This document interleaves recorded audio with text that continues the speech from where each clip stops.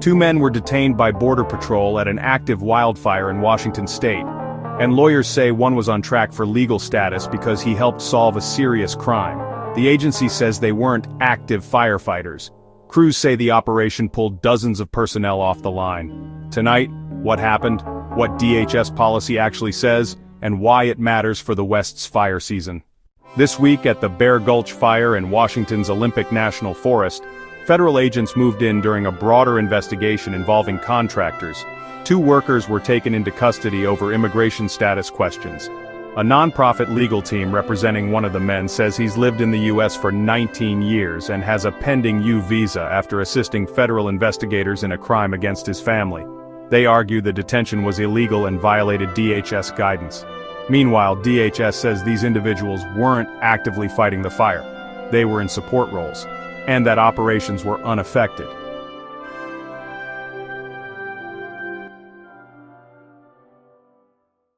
As of Friday, officials put Bear Gulch at roughly 14 square miles burned and 13% containment, with evacuations in place and approximately 300 personnel assigned, down from approximately 350 the day before. That's the backdrop for a law enforcement action on a live incident.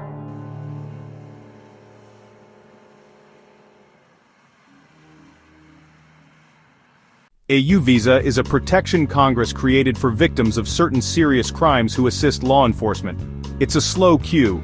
Applications can sit for years, but applicants who've been certified by prosecutors or police can receive interim protections.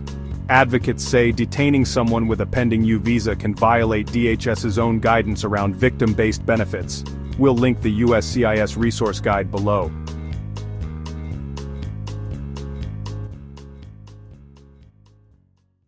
Here's where it gets messy. For years, DHS had sensitive locations, protected areas guidance discouraging enforcement at places like schools, hospitals, and emergency response sites.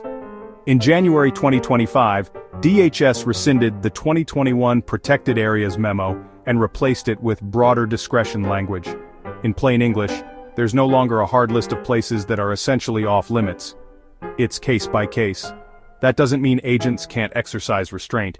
It means the bright line policy is gone, complicating the legal fight over Bear Gulch. Lawyers and advocates, the arrest violated DHS norms about emergency sites and victim-based immigration claims. At least one detainee should be released immediately.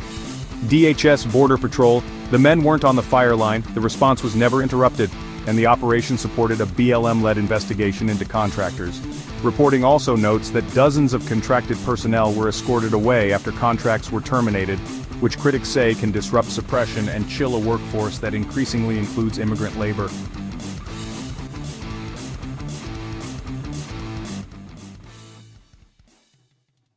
The West is fighting bigger, longer fires with tight labor pools.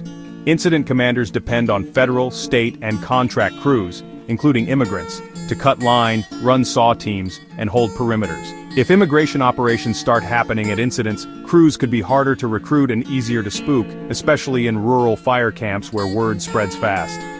That's why elected officials in the region blasted this week's actions, and why this case will echo beyond one ridge on the Olympic Peninsula. Known two men were detained near Bear Gulch during a federal probe. One has a pending U visa. DHS says neither was actively fighting the fire. Lawyers say DHS crossed lines meant to protect emergency operations and victims seeking relief. Unknown, the full contracting record, exactly how the decision was made on scene, and whether the U visa applicant will be released quickly.